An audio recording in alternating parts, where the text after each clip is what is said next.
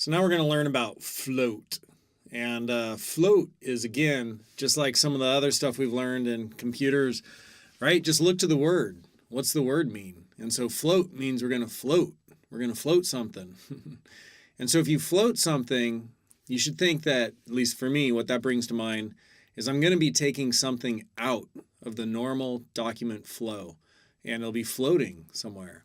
And so float was originally developed for this, where you float an image and you float it to the right and then all the text wraps around it.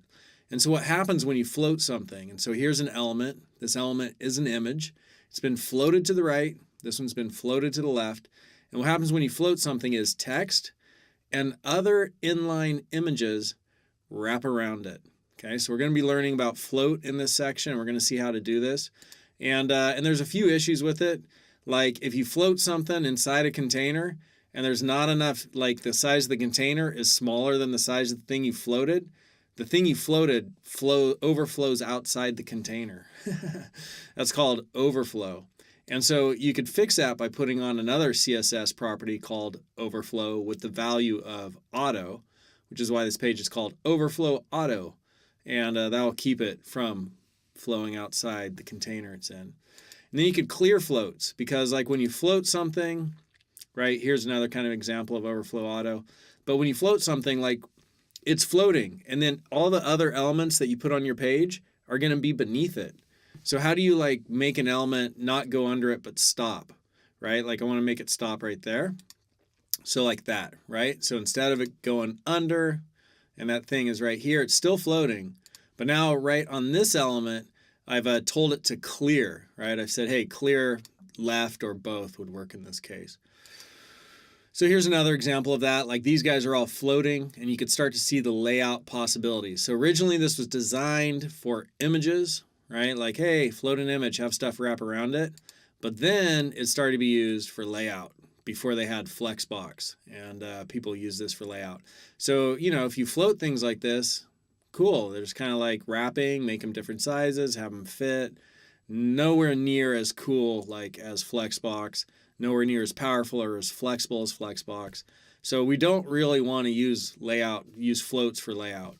But, you know, this is its history, so I'm just giving you a little bit of a backstory on it. So these dudes are all floating. And I crack up sometimes just the words I use. I don't know. You know, I grew up in California, and so like I'm 45, believe it or not. And I have all this like surf culture vernacular because I was like I love skateboarding and surfing when I was young. But, you know, when you're 45 and you're working and you're like teaching a class at a university, you're like, all these dudes are floating. It's funny. All right, so then those guys are all floating, and then I used clear on this one so that it doesn't slide up underneath them, right? Yeah, so that's that. And then here's a layout that's done with float, and taco shop done with float. And I don't know what that is. Oh, here we cleared it. Those two were floating before, and we cleared the float, so this would be right down here. So that's pretty much what we're learning in this section. We have float, and we could float things to the left or the right, like we saw with that surfer picture, or none. We could not float it. We could float an element, right? So the image example, and we have the overflow, and we could clear float, and we could clear. This is a CSS property, as is this. And this is these are the values, right, of those properties. And so that's floats, and that's what's coming in this section. I'm not a fan of floats. I don't know, probably because it's such a wonky tool for doing layout. But I do like them for like, hey, okay, I gotta have some text or some other inline elements wrap around an element or an image. Think float. All right, so let's get started learning about float and how to use it.